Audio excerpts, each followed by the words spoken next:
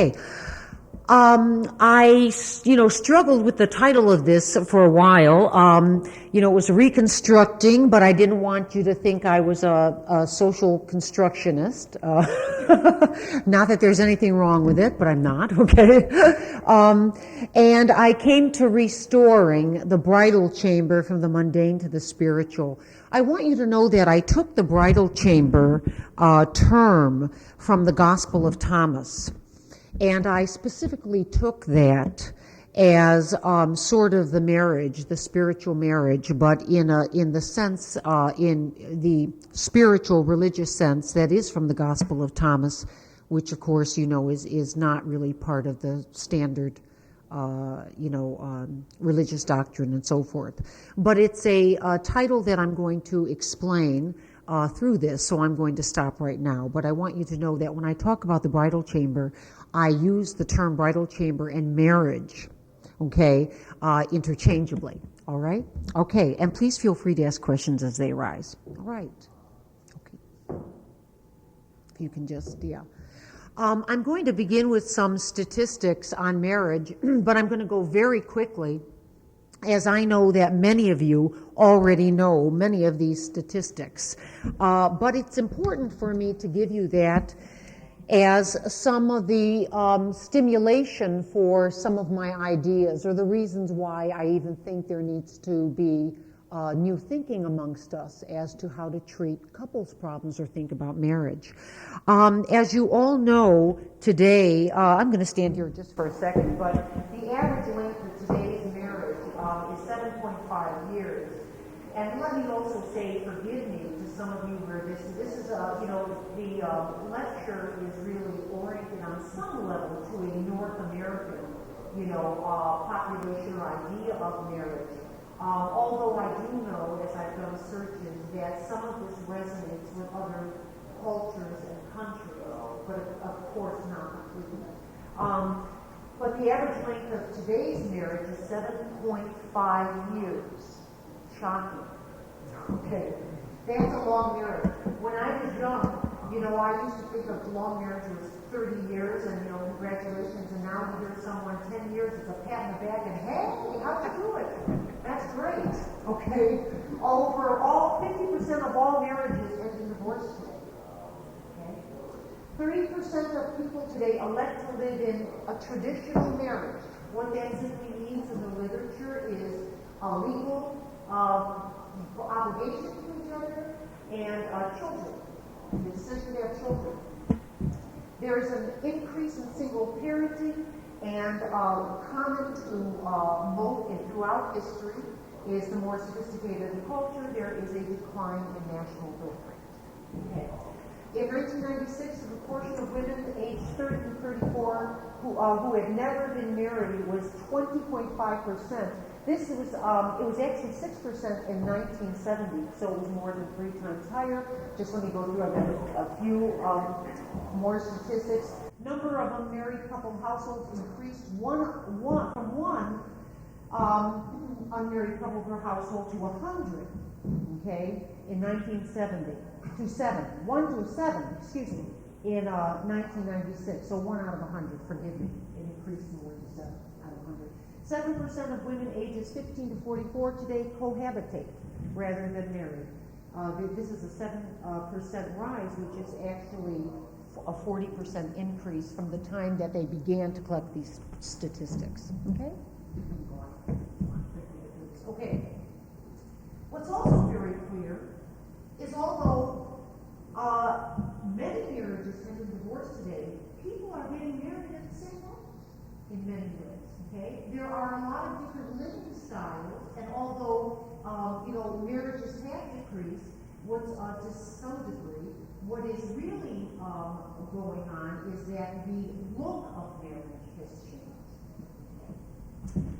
So today, most adults still want love, their love relationships to end in marriage. Despite these facts, the statistics show that U.S. residents are at least they're not as in a hurry to get married. And actually the age has increased for males and females in terms of what is the age at which people begin to marry. Okay. Basically, let me say that for women it rose from 20. No, for women it's 20 to 25 years, and for men 23 to 27 years. Okay. All right. And basically, which I know you all know, but the younger you marry, the more likely you will have divorce. Okay. All right. Oops, we have to know. An important slide for that. That's okay. We go to the previous. Yes, great. Thank you. Now, let me summarize this and tell you it's not definitive, but I did a fairly extensive look at the literature and across a number of different domains. Okay, demographic domains, legal domains, social science, and so forth, and to evaluate what are some of the conclusions that right now, researchers, practitioners, and so forth are making from this phenomenon as we enter into the 21st century. These are some of the factors that psychosocial development, a lack of it, influences people's ability to handle marital stress.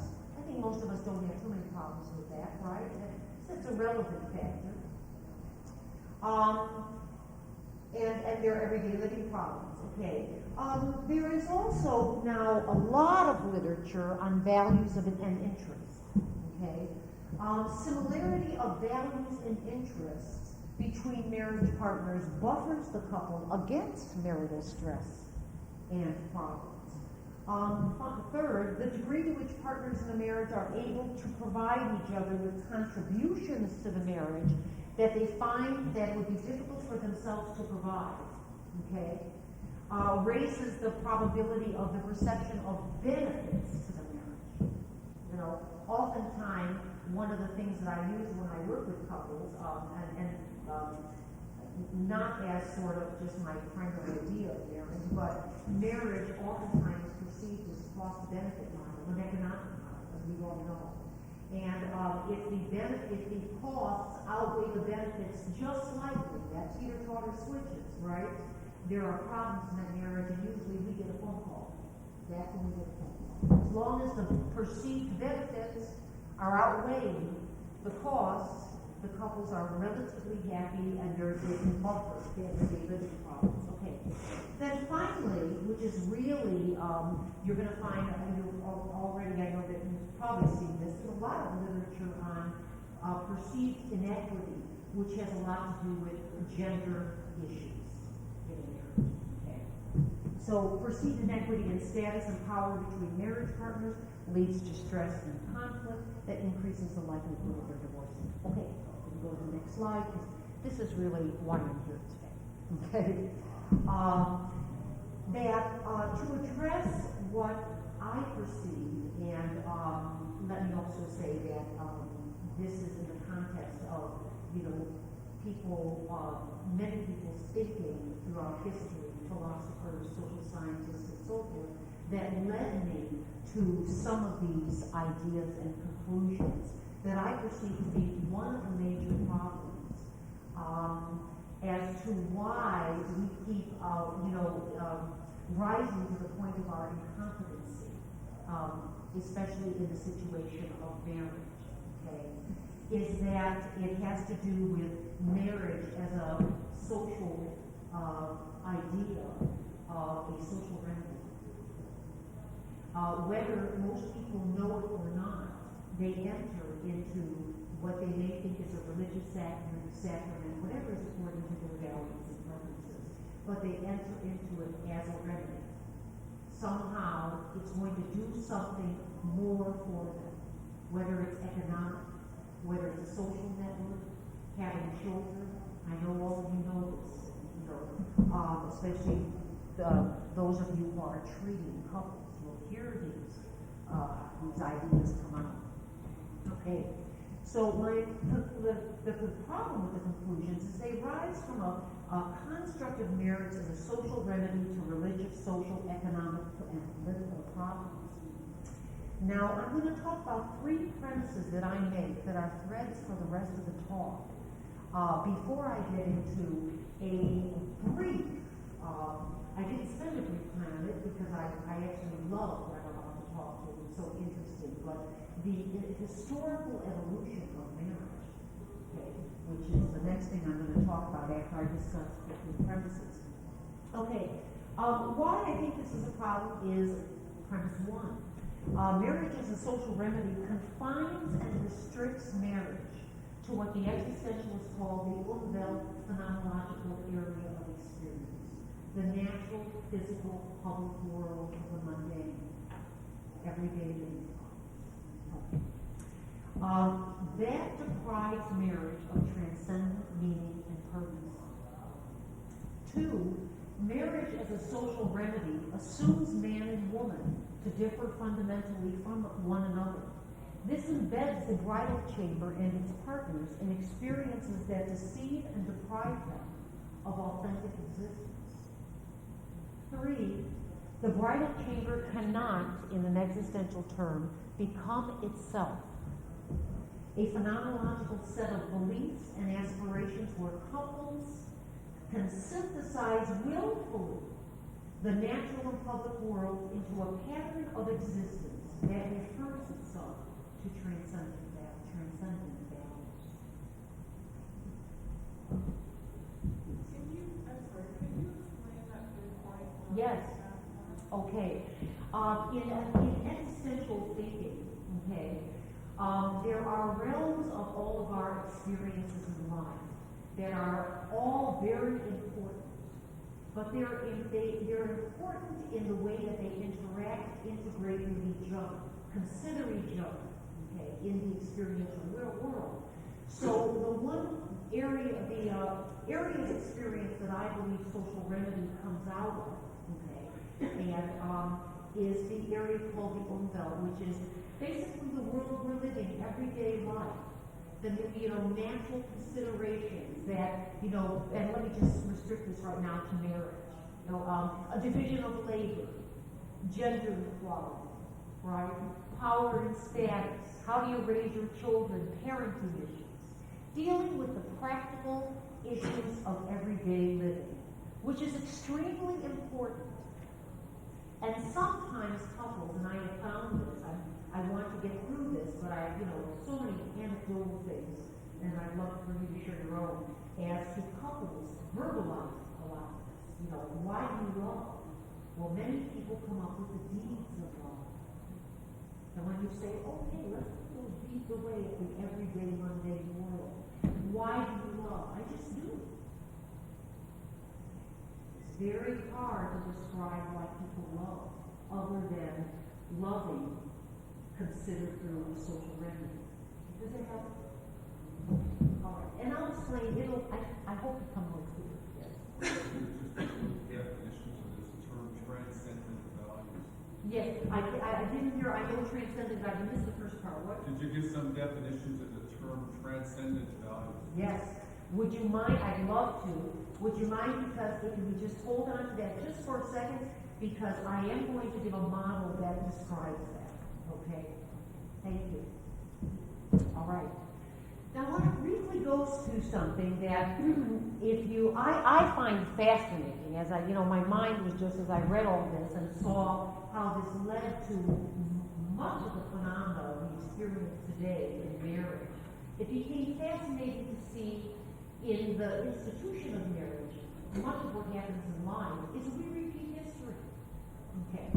So let me just briefly go through an historical analysis of marriage and how we came to think about marriage, okay, as an institution throughout history. I want to begin with the Roman bridal chamber, what I call the Roman bridal chamber. Okay. Romans, of course, as we all know, were very complex, and which really contributed to their genius and also to their demise. There were several things about Roman, the nature of the Roman person, that really led to some very sophisticated constructions, okay, as a result of their brilliance. Romans embraced, believe it or not, humanism. I know many of you probably know that. And they were very influenced by Stoicism at that time, as well as pragmatics. These were three ideas that the Roman philosophers discussed heavily. Okay. And this contributed to the evolution of marriage, the bridal chamber, from the Roman Republic, okay, to throughout their decline. And what they produced was a bridal chamber and a ceremony that actually is almost identical to the ceremony that we have today in North American culture. Okay. Along with divorce, separation, and marriage laws that we still enact. Okay. Let me just briefly go on to the 4 key areas that I highlighted in my review. And as I said, they're definitive, but I think they're key in leading to the idea of changing marriage throughout Roman culture. Let me say the idea of Roman humanism was interesting. Although they loved to conquer, and we all know they were extremely brutal, they could be aggressive and brutal, right? They had a humanistic quality. They were quite intellectual. So when they captured their slaves, what they did is educate them. Especially the slaves who became slaves to the household of magistrates, senate, okay, and so forth. So the slaves became doctors. Okay. They became very important figures in the Roman household, to the point where, and I want to make this brief, it's very interesting, but to the point where the head of the household could do whatever he wanted with, the death benefits. And oftentimes he favored the slave. It wasn't the slave and not the wife. So I'm building up a story for Roman woman's threat. Okay, at this point. So slavery was very influential during this time. Let me also add something. Many of the captured slaves were very pretty women. And so I'm going to now go down to the third idea. Roman women, not only the head of the matriarch of the household, okay, not only have to contend with the acceptance of bisexuality in the day, that the master may favor what in the literature they call the handsome cupbearer, okay? The master might also favor now the beautiful slave. So Roman women increasingly held a threat to their inheritance. Let's go to the second one, the marital dowry. Okay. The marital dowry was also a phenomenon in Roman culture that influenced the shaping of marriage throughout Roman history. The marital dowry, of course, in early Roman history, especially during the Republic, women were really basically chatting. The father decided who they were going to marry, right? And it was usually a bloodline marriage, or to keep money within the family lines, okay? And there was a great dowry given. But the practical nature of the Romans started when they started having, women and men were having conflicts as women and men do, that the father said, hey, we've got to put our dowry to good use. We're given this kind of dowry, and he may run off or she may run away, and now we have to give another dowry again. We've got to figure out something practical where this doesn't happen. Okay. So what they did is they developed a law in terms of the marital dowry, that if for any reason there was dissension in a marriage, at the beginning of Roman history, it was usually dissension verbalized by the man. But now it could be verbalized by the woman. Okay. So if any complaints come and there's going to be a dissolution of this marriage, the dowry is returned to the woman's father. So he's not giving dowry now for tons of other marriages.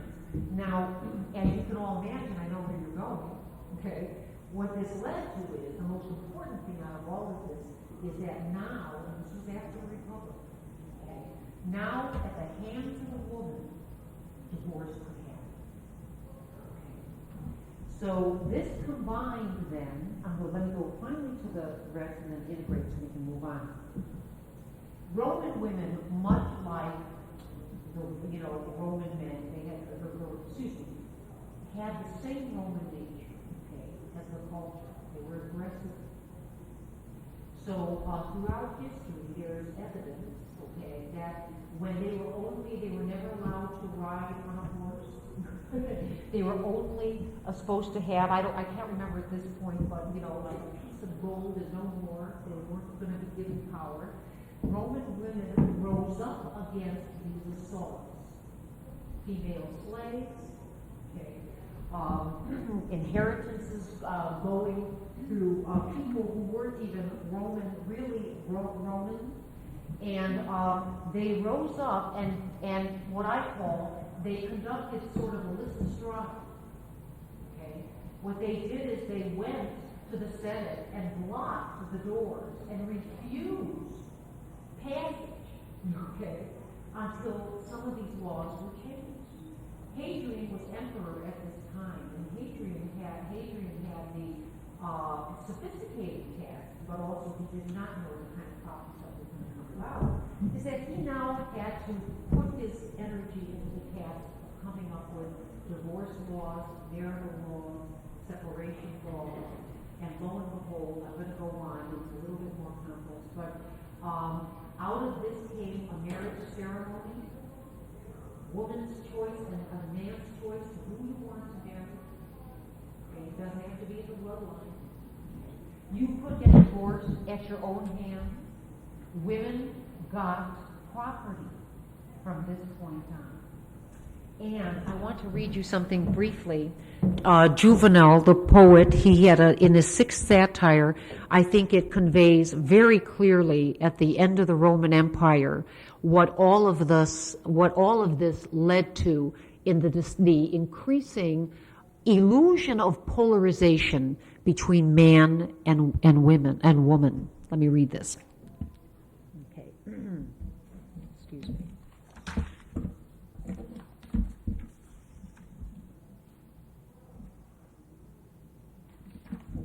Forgive me. Okay.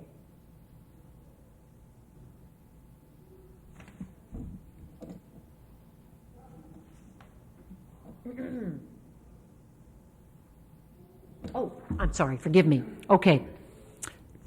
If a man wants a chaste wife, he must be mad.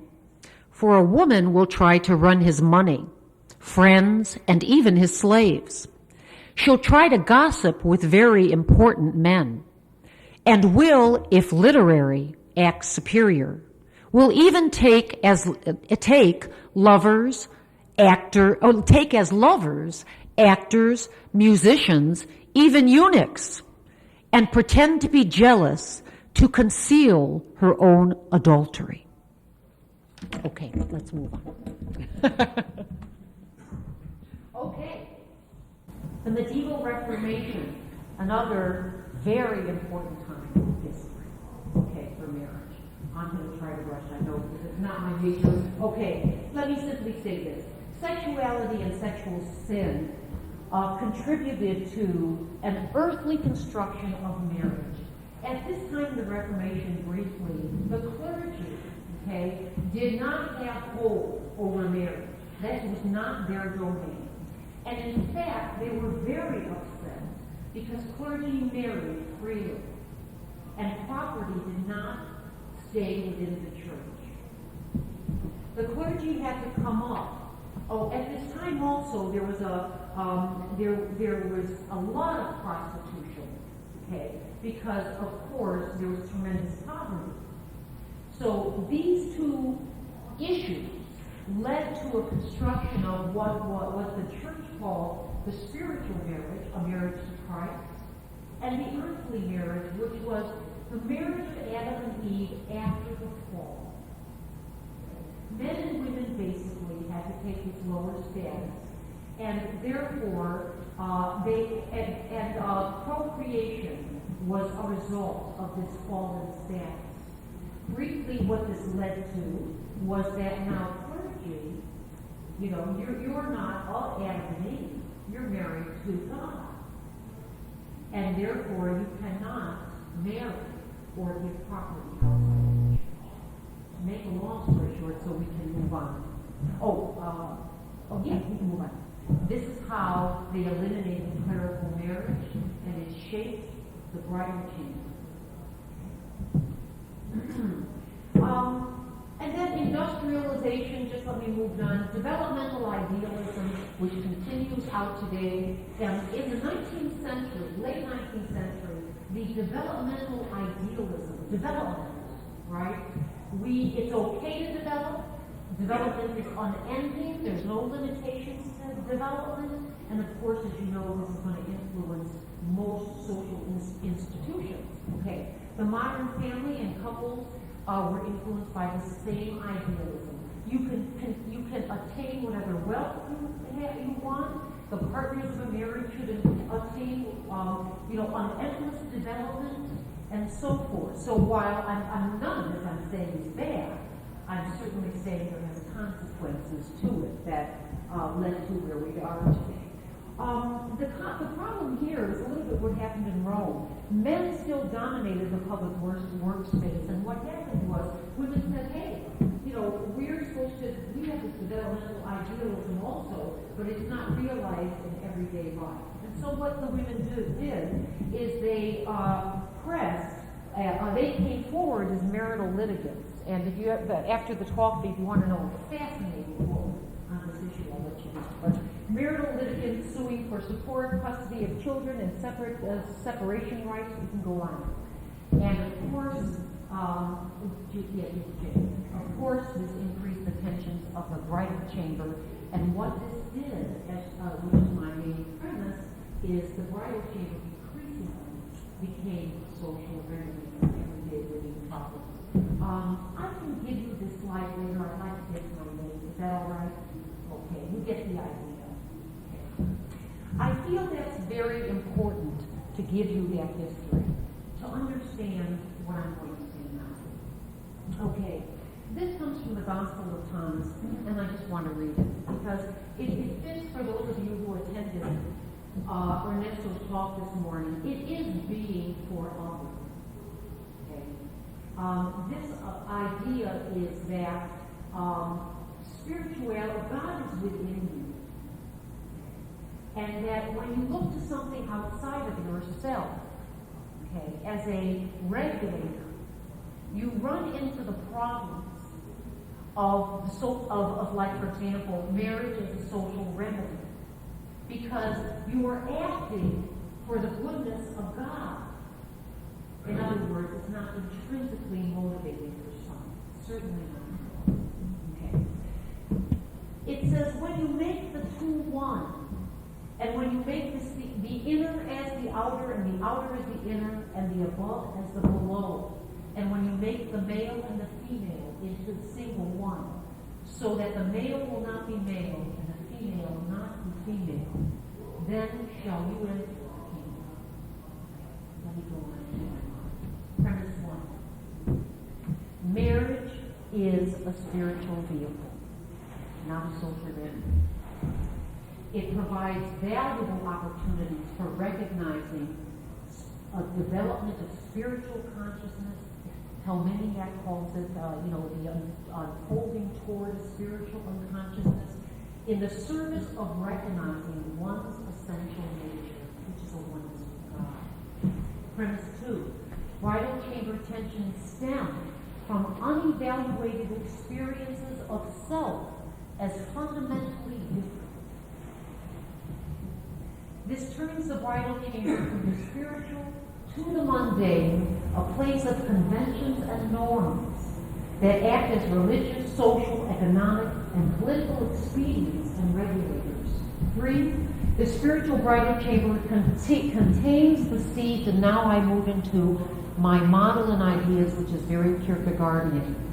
Contains the seeds of building up love in oneself This is a necessary and sufficient condition and differs from building up love in the partnership. We know we've tried that, and we still divorce at a 50% rate. Okay, let's move on. In such a model, marital tension stems from unevaluated experiences of self and the other that polarize and misinform and cannot be used in the service of the spiritual.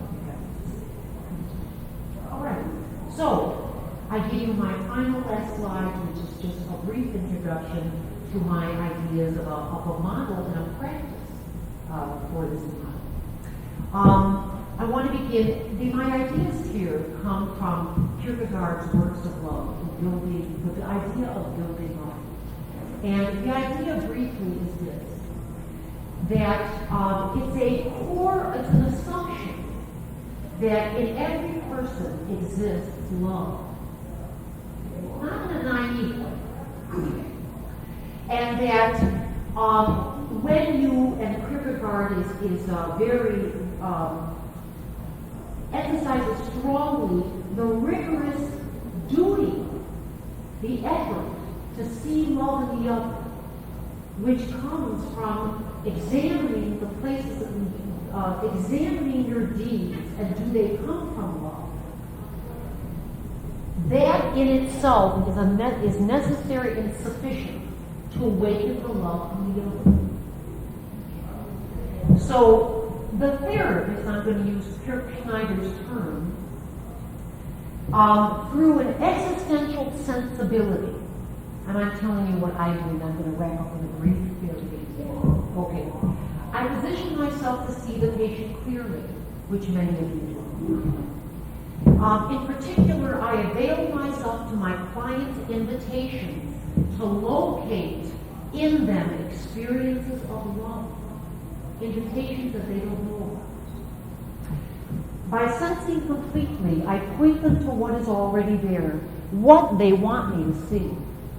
The emphasis of building up rather than fixing or repairing what's broken has the possibility of lifting the therapy situation as well as the couple above ordinary circumstance. I want to go to the next slide and I'll give you a little story. And then I'm done. Because the story will really be practical and highlighting everything I just said. Building up love in the client then, when people experience themselves as love themselves, they awaken to the rewards of love. They move from, in Alfred Langley's ideas of the fundamental existential motivations, I can't to I can be here. I do not want to live to I want to live because I love it. I cannot be myself to I allow myself to be fully. And I do not know why I'm here to I am here for the good of however you define it. These increased awakenings organize people passionately around a fundamental project that involves with love. The effort they apply to this existential task is the effort they put in, okay, are the rewards that they reap. This leads to increases in cognitive activities of being able to symbolize, imagine, categorize, and judge experience from Salvatore Maddy along the lines of becoming love and recognizing the fruits of it. This then leads to a synthesis of the mundane and the spiritual. Let me tell you a brief little story with my just 2 seconds. Okay. I'll try. I want to give a therapy situation to try to highlight. I've been treating a woman in therapy who came in saying that her husband announced that he wanted a divorce after 26 years. She told me after maybe 2 or 3 times that their Jehovah Witness has been very immersed in their religion, in the culture of Jehovah.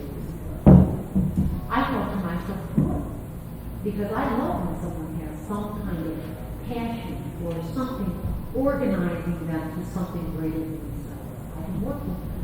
Okay?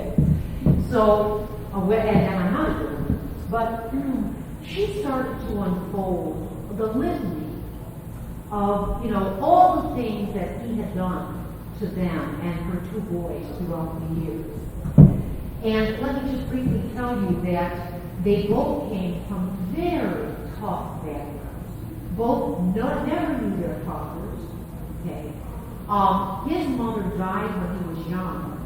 Her mother had to go, she was a very young mother, went off and worked.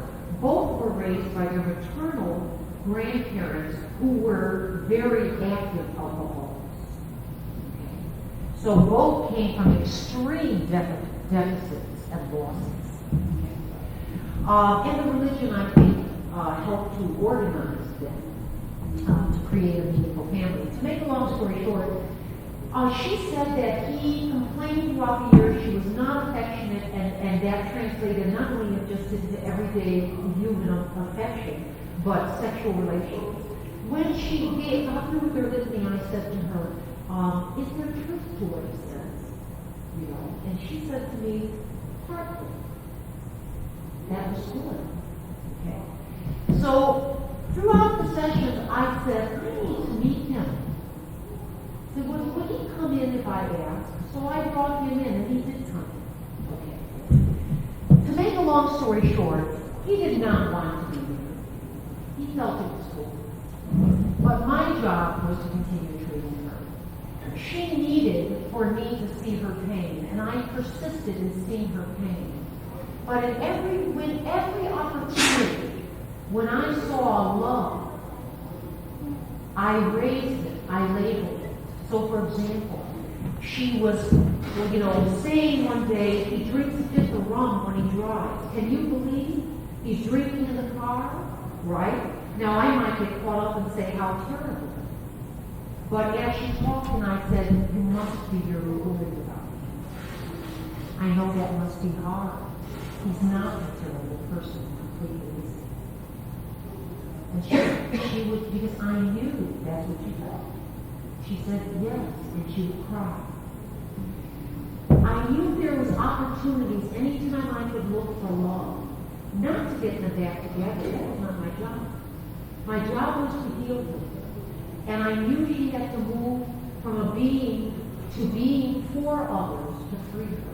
So let me summarize by saying, a lot of sessions of treatment, she came in just a couple weeks ago.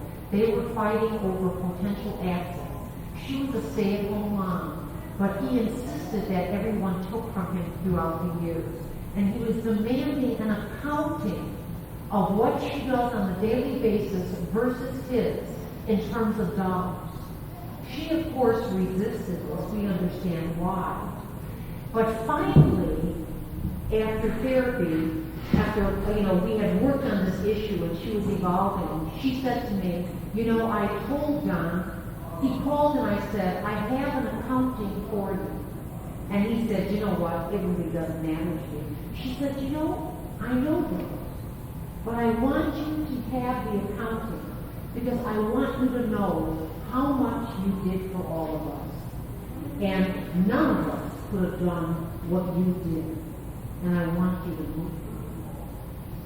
She did not do that because she wants them back, because they were already well into the nursing.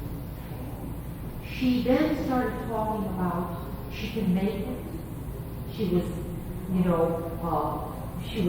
that sense of awe that Kirk Schneider talks about. What had changed? Nothing. She was getting divorced. What had changed was being for others. She saw him in herself, and she was able to let go.